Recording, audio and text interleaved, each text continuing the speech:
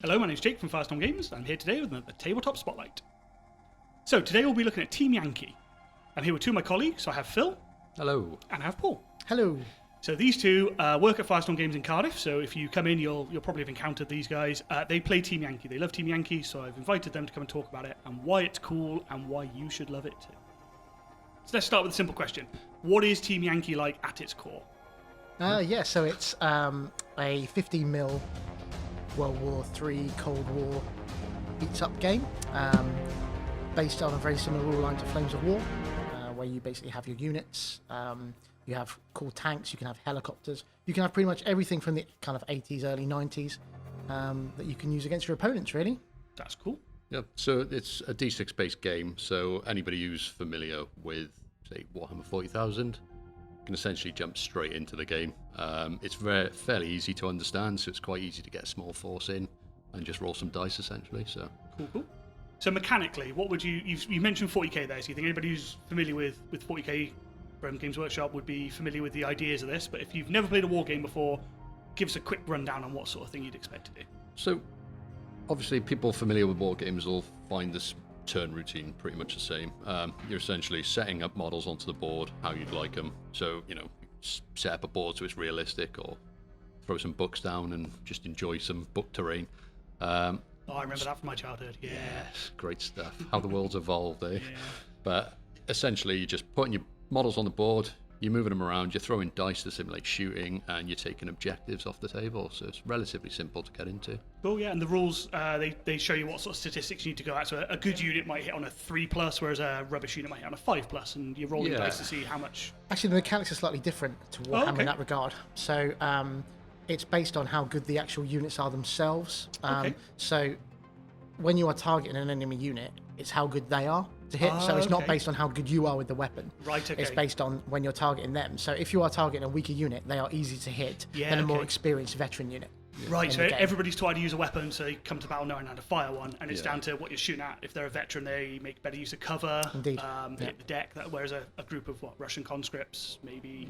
Yeah, they're much easier to take out because they're not so used to hiding like a Spetsnaz unit or anything like that. But your Western nations have higher training, so they're harder to kill, essentially. Yeah. Based against the Russians' numbers of soldiers. Classic dichotomy of them. Yeah. Yeah, cool. Okay, so what would you say is a unique point of Team Yankee that sets it apart for you guys from all the other games on the market? For me, it's the period of history. Yep. So Flames of War is obviously very similar. There's plenty of other games out there that are kind of around the World War II period. Yep. But with this, it's quite unique in the fact that you've got those 80s vehicles, the Chieftain, the T-64s. Really iconic, aren't they? Yeah, the Hind helicopter. Yes. I feel like Rambo needs to be in a tree with a bow, that kind of thing. For me, it's that aspect of I can't really get anything similar. Of those models, and the quality of the models are astounding. Yeah, I'm always amazed. The really plastics have come along so much. Yeah. Cool. Okay, Phil, anything for you that really screams out about Team Yankee? Well, it's obviously the historical aspect, but for me, it's also the maneuver warfare, because you can actually get enough numbers on the table to actually run platoons of tanks and interact with the terrain a bit better than, say, a 28mm scale game. Yeah, I was going to say, so it's 15mm, you can have 20 tanks on a board between two of you, and that fits, whereas at 28mm, it just... Yeah, you can actually do platoons of tanks and companies of tanks in the terms of Russians, so it's got a massively different feel to a higher scale game. Cool. Okay, so those are really cool, unique aspects. Is there something particularly you love the most about this? For me, it's the helicopter side of it. They are really cool. Rise of the Valkyries. Yeah, having 6 Hind helicopters fly around destroying stuff is awesome. Yeah. Just tanks. Just love tanks essentially. Tanks. Yeah. Yep, cool. Okay, so if people have been watching this and they've been liking the look of it, where would you suggest they start? So what would you recommend they pick up to get started with Team Yankee? Each nation has a starter box set, pretty much. They are producing them more often now in plastic, so they're much easier to work with, which is great. So I'd thoroughly recommend those. They're really good value, aren't they, for what you get? Yeah. It's a near tournament legal army as well. Okay, so they've been built with that in mind. If you're not really into list building, buy this and build it and play with it. Yeah, essentially it comes with a list in the game, in the book even, where you can use their sample army, which comes up to the points value they've set.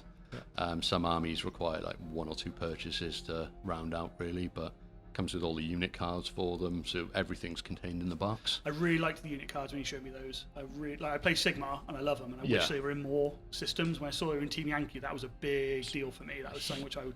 It's a huge quality of life improvement. And you can hand it to your opponent, and they can look over your unit, and I love that. I really, Anyone else out there, take note. That's the future. Come on. Yeah. We want more of this. Literally, all the weapons are listed on that card. Yeah. So depending on what the composition of your units are, the weapons are there, and they're great to kind of cross-reference when you're in the heat of battle as such. You only need the one card and not all the other supplements and books and magazines. And the books are really good value as well. I noticed that with the starter box and other bits. They've really got, like, I'm not saying anything about 30 quid codexes from a certain other supplier. Like, I get that. I get stuff's getting more expensive, but A £15 book is phenomenal. Yeah, and they're really full of quality. Like, when we flick through them, I'm like, oh wow, this isn't just tapped. This is really cool. There's loads of awesome stuff in it. Everything's in there. There's not like hidden units which they're going to release in 6 months. They let you know when things are coming and when things will be changed over anyway. So it's quite nice. So you can have an informed purchase essentially. And with those books as well, you've got all the unit breakdowns. So you've got all the different aspects of different platoons and famous units and famous compositions of forces. But what's great at the end of the book is you've got all the things that you can buy right now. Yep. But you've also got how to paint your models. Nice. And that section of the painting advice and sections of that is phenomenal. That's it. 15 mil is a whole different scale for painting. Yeah. Painted drop zone before, which I think is 10 mil, and it's so diddy. Yeah. And it's, you can't do weathering like I can on 28 mil, like a Land Raider. I can weather it in 20 minutes, and it looks all right. But try the same techniques on a 50 mil tank, and it just looks terrible. It's a completely different game. When you're doing the weathering and that, and the different kind of pigments and things you can use with it really does make them finish them off. Cool. Well, thank you very much for your time, guys. I hope you guys out there have looked at Team Yankee in a different way possibly with this, and if you've been tempted or you've sat on the fence, this might tip you over. There is a community that plays down in the Cardiff store, so if you want to come play, come on down. Thank you very much. We'll see you again soon.